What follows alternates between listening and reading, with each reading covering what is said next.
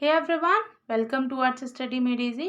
तो हमारी class 7th की ज्योग्राफी सीरीज चल रही है, जिसमें हम आज कंटिन्यू करेंगे हमारे क्लास 7 ज्योग्राफी के chapter number 9 the life in the desert को। इस चैप्टर का आज हमारा सेकेंड लेक्चर है। अगर आप फर्स्ट लेक्चर्स नहीं देखे हैं तो प्लेलिस्ट का लिंक डिस्क्रिप्शन में मिल जाएगा, आप वहाँ से देख लीजिएगा। और हाँ, अगर आपको हमारे लेक्चर्स की PDF चाहिए तो टेलीग्राम चैनल का लिंक डिस्क्रिप्शन में मिल जाएगा, आप वहाँ से PDFs डाउनलोड कर सकते हैं। तो चलिए शुरू करते हैं हमारे आज के लेक्चर को। तो हमारे फर्स्ट लेक्चर में, जो कि इस चैप्टर का फर्स्ट लेक्चर था, उसमें हमने स्टार्ट किया था topic the life in the Sahara desert. तो अपने उसी टॉपिक में आज हम पढ़ेंगे flora and fauna of Sahara desert. ठीक, इसमें हम वेजिटेशन के बारे में, वाइल्ड लाइफ के बारे में देखेंगे। तो चलिए शुरू करते हैं। तो बेसिकली जो हमारे सहारा डेजर्ट है, वहाँ पे जो हमारी वेजिटेशन है वो क्या क्या इंक्लूड करती है। तो जैसे कि हमारे प्लांट्स हो गए like cactus, date palms and acacia. ठीक, और कुछ प्लेसेस में जहाँ पे हमारे ओएसिस होते हैं। ओएसिस क्या होता है, तो देखिए धीरे धीरे क्या होता है, जो भी वहाँ की सैंड रहती है वो धीरे धीरे इरोड होती जाती है विंड के कारण। और जब ज़्यादा डिप्रेशन क्रिएट हो जाता है तो अंडरग्राउंड वाटर हमारा ऊपर आ जाता है, जो कि हम ओएसिस कहते हैं। उसके आसपास के एरिया फर्टाइल हो जाता है, तो वहाँ पे कुछ ग्रीनरी आ जाती है और ग्रीन आइलैंड उसको कहने लगते हैं। जैसे कि वहाँ पे कुछ मतलब ग्रीनरी पेड़ पौधे उगाते हैं, जैसे कि हमारे जो हम अभी पढ़े कैक्टस, डेट पाम्स और एशिया वगैरह। ठीक, अब बात करते हैं चलिए एनिमल्स के बारे में। तो एनिमल्स लाइक कैमल्स हो गए, हाइनास, हाइनास यानी कि लकड़बग्घा, देन जैकाल्स, फॉक्सेस, स्कॉर्पियंस और बहुत तरह के स्नेक्स, लिजर्ड, ये सब वहाँ पे आप आसानी से देख सकते हैं। बहुत ही प्रोमिनेंट एनिमल स्पीसीज वहाँ पे रहती हैं। ठीक, ये जितनी हमने अभी देखी, ये देखिए ये फिगर 9.3 में हमारा एक ओएसिस दिखा रहा है, जिसके आसपास थोड़ी सी ग्रीनरी है। ये डेट पाम्स वगैरह के, कैक्टस वगैरह के पेड़ हमें देखने को मिल रहे हैं। तो वहाँ पे क्या है, तो वहाँ पे हमारा अंडरग्राउंड वाटर ऊपर सरफेस पे आ गया है। ठीक, अब चलिए बात करते हैं पीपल के बारे में, मतलब वहाँ पे किस तरह के लोग और कैसे रहते हैं। हाँ भाई, सहारा डेजर्ट में इतना टेम्परेचर, क्लाइमेट इतना अनसर्टेन है, फिर भी वहाँ पे लोग रहते हैं, वहाँ पे पॉपुलेशन है। तो यहाँ पे कह रहा है कि the Sahara desert despite its harsh climate and has been inhabited by various group of people who pursue different activities। तो वहाँ का क्लाइमेट माना कि हार्श है, थोड़ा टफ है, बट वहाँ पे फिर भी अलग अलग तरह के लोग रहते हैं जो अलग अलग तरह की एक्टिविटीज़ को परफॉर्म करते हैं। तो देखते हैं यहाँ पे दो नोमैडिक ट्राइब्स का नाम ले रहा है, जो कि है बेडुइन और ट्वारिग्स।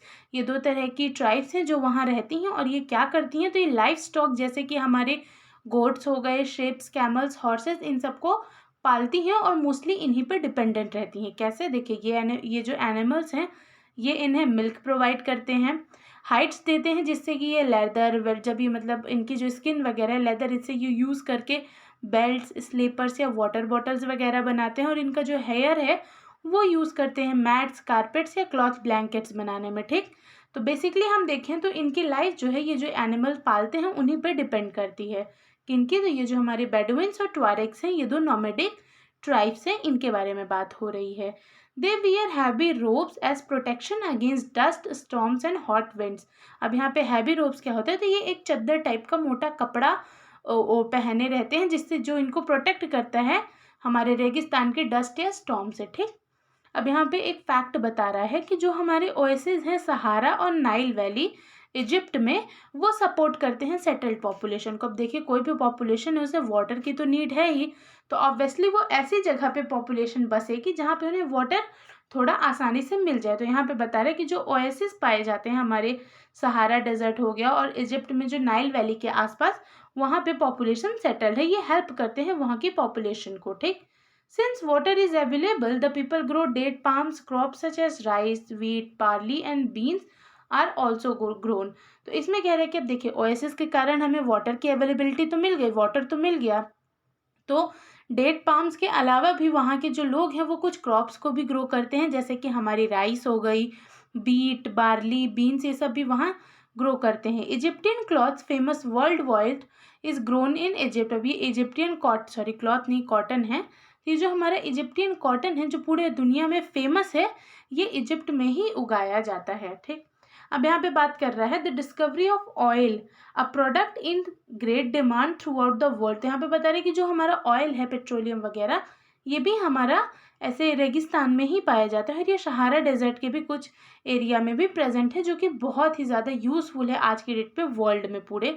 तो यहाँ पे कंट्रीज़ के नाम बता रहे हैं कि in Algeria, Libya, Egypt is constantly transforming the Sahara desert. जो भी ये जो 3 कंट्रीज़ हैं, यहाँ पे बेसिकली ज़्यादा ऑयल पाया गया है, जो कि पूरे सहारा डेजर्ट को ट्रांसफॉर्म कर रहे हैं, बदल रहे हैं। अब यहाँ पे कुछ अलग मिनरल्स भी पाए जाते हैं, जैसे कि हमारा आयरन, फास्फोरस, मैग्नीशियम, यूरेनियम। तो ये सब माइनिंग के द्वारा निकाले जाते हैं। The cultural landscape of the Sahara is undergoing changes. Gleaming glass cased office buildings, tower over mosques and super highways criss cross the ancient camel path. तो इसमें कह रहा है कि ये जो भी हमारा कल्चरल लैंडस्केप है सहारा का, वो धीरे धीरे चेंज हो रहा है, उसमें चमक आ रही है। मतलब देखिए, इतना जब वहाँ पे ऑयल वगैरह हो गया, ये सब मिल रहा है, तो वहाँ पे अलग अलग तरह के ऑफिसेस, ग्लास ऑफिसेस हो गए, बिल्डिंग्स, मॉस्क्यूज, टावर, हाईवेज वगैरह वहाँ पे बन रहे हैं। उस एरिया का हमारा डेवलपमेंट हो रहा है। अब यहाँ पे कह रहे हैं कि जो हमारा एंशियंट कैमल पाथ है, उसको सुपर हाईवे से कन्वर्ट किया गया। अब यहाँ पे देखिए, पहले क्या होता था, डेजर्ट में लोग एनिमल्स को यूज़ करते थे, तो उनके लिए एक जो कैमल एनिमल है, ये बेसिकली सबसे ज़्यादा यूज़ किया जाता था डेजर्ट में।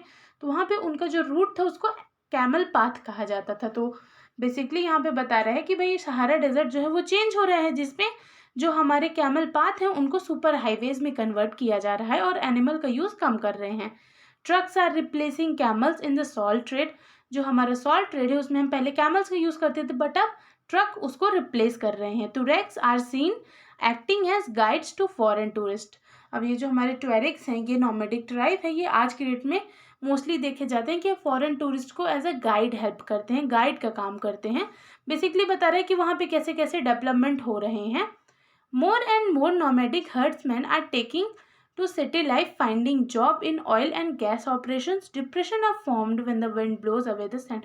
इसमें कह रहे हैं कि ज़्यादा से ज़्यादा जो नॉमेडिक हर्ड्समैन हैं, जो पहले मतलब ये खेती किसानी वगैरह करते थे, आज की डेट पे वो शहर की ओर मूव कर रहे हैं, सिटीज़ की ओर मूव कर रहे हैं और जॉब खोज रहे हैं। जैसे कि हमारे जो ऑयल या गैस ऑपरेशंस, इसमें ये जॉब्स वगैरह खोल रहे हैं और एक अच्छी सेटल्ड लाइफ जीने की कोशिश कर रहे हैं। ठीक, अब यहाँ पे बता रहे हैं डिप्रेशन की बात कर रहा है, ये जो हमारा ओएसिस है उसकी बात कर रहा है। तो in the depression where underground water reaches the surface and oasis is formed. इसमें बता रहा है कि डिप्रेशन फॉर्म होते हैं जब हवा चलती है, तो ऑब्वियस सी बात है सैंड उड़ेगी तो डिप्रेशन फॉर्म होगा। और जब जो हमारा डिप्रेशन जब ज़्यादा गहरा हो जाए, हमारा जो अंडरग्राउंड वाटर है वो सरफेस पे आ जाए, तो वो हमारा ओएसिस को फॉर्म करता है और उसके आसपास का एरिया वो काफ़ी फर्टाइल हो जाता है। People may settled around these water bodies and grow date palms and other crops। ये जो हमारे लोग हैं, ये इसी ओएसिस के आसपास सेटल्ड हो जाते हैं और ये कुछ क्रॉप्स वगैरह ग्रो करने लगते हैं। और यहाँ पे ये कह रहा है कि कभी कभी ये जो ओएसिस हैं, ये तो मोस्टली स्मॉल ही होते हैं, बट कभी कभी ये अब नॉर्मली बहुत बड़े हो जाते हैं। जैसे कि यहाँ पे बता रहा है, हमारा जो टैफलेट का ओएसिस है मोरक्को में, ये लार्जेस्ट ओएसिस एरिया है, जो कि 13,000 स्क्वायर किलोमीटर का है। तो ये मतलब एक टूरिस्ट एरिया हो गया, यहाँ पे लोग घूमने जाते हैं। ठीक, मोरक्को का है ओएसिस। तो इसी के साथ आज का हमारा लेक्चर खत्म होता है। इसके आगे हम नेक्स्ट लेक्चर में डिस्कस करेंगे।